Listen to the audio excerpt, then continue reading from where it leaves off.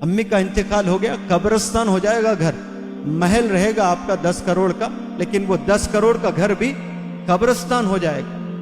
اس کی جو خوبصورتی ہے نا، گھر کی جو رونق ہے، وہ پوری رونق چلے جائے گی۔ جب ہے کوئی قدر ہی نہیں ہے، فری میں ملے ہے نا، جب چلے جائیں گے تب پتہ چلے گا۔ عید آئے گی پتہ چلے گا۔ امی ہوتی تو شیر خورما بناتی تھی، سوئیاں بناتی تھی، صبح صبح جو ہے روٹی بناتی تھی۔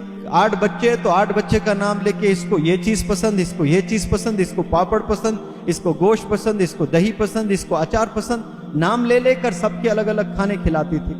یہ کب پتہ چلے گا؟ جب جانے کے بعد۔ اور جو لوگ حیات میں رسپیکٹ کرتے ہیں وہی لوگ کامیاب بھی ہوتے ہیں، اور اللہ کی جو ہے بڑی نظر ہوتی ہے ان پر۔ ایک دفعہ تکلیف میں آپ نے ماں کے پیر دبائے، والد کے پیر دبا کر دعا لیے، تو والد کی جو دعا ہوتی نا، منہ کھول کر بیٹا تو کامیاب ہو جا، نہیں، والد سوچتا بھی ہے نا، وہ انٹریکشن ہے اللہ سبحانہ و تعالیٰ سے۔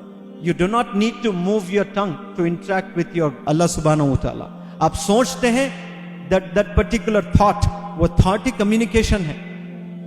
جب جو دعا نکلتی ہے نا والد کے سینے سے، وہ دعا عرش کو ہلا دیتی ہے، اور آپ کی وہ دعا قبول ہو جاتی ہے، اور امیڈیٹ آپ کو کامیابی نہیں ملتی ہے۔ والد کے حیات میں مل جائے بڑے قسمت والے ہیں آپ، لیکن والد کے انتقال کے بعد بھی چیلنج ہے، کامیابی کو چھونا ہی چھونا ہے آپ نے۔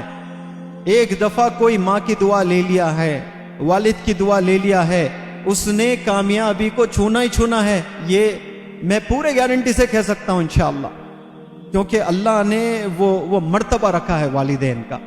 قرآن میں والدین کا ذکر ہے، اور ہم لوگ والدین کے ساتھ میں کیا برتاؤ کرتے ہیں۔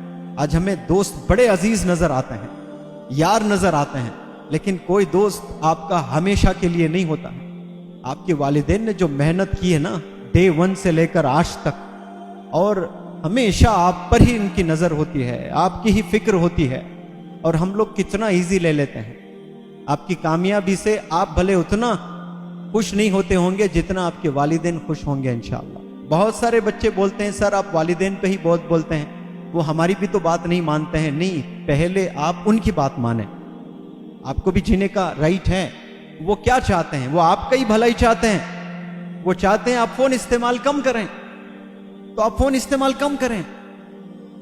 فون آپ 18 گھنٹے استعمال کرتے ہو، 18 گھنٹے آپ کی دیوانگی کتابوں میں ہونی چاہیے، علم کو لے کر ہونی چاہیے۔ ہم فونوں میں وقت ضائع کر رہے ہیں، ہم دوستوں میں وقت ضائع کر رہے ہیں، ہم زنا میں وقت ضائع کر رہے ہیں، گناہوں میں ہم ملوث ہیں۔ والدین کی بات سنیں۔ ایک دفعہ والدین جب انتقال کر جائیں گے نا، اللہ بڑی لمبی عمر دیں آپ کے والدین کو، جن کے بھی والدین باحیات ہے، لیکن تھوڑا سا تصور کریں کہ آج انتقال ہو گیا آپ کے ابو کا، آپ سوچیں گے کہ میری تو دنیا ہی چلے گئی، ابھی کچھ ہے ہی نہیں میرے پاس میں۔ امی کا انتقال ہو گیا، قبرستان ہو جائے گا گھر، محل رہے گا آپ کا 10 کروڑ کا، لیکن وہ 10 کروڑ کا گھر بھی قبرستان ہو جائے گا۔ اس کی جو خوبصورتی ہے نا، گھر کی جو رونق ہے، وہ پوری رونق چلے جائے گی۔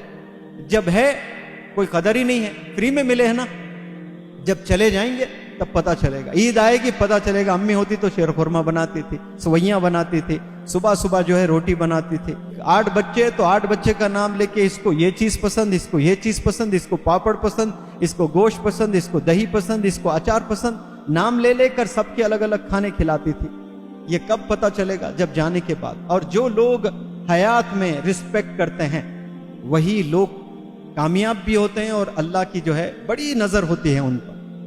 بہت سارے لوگ جو کامیاب ہوتے ہیں نا، آپ دیکھیں جا کر ان کا رویہ کیسے تھے ان کے پیرنٹس کے ساتھ میں۔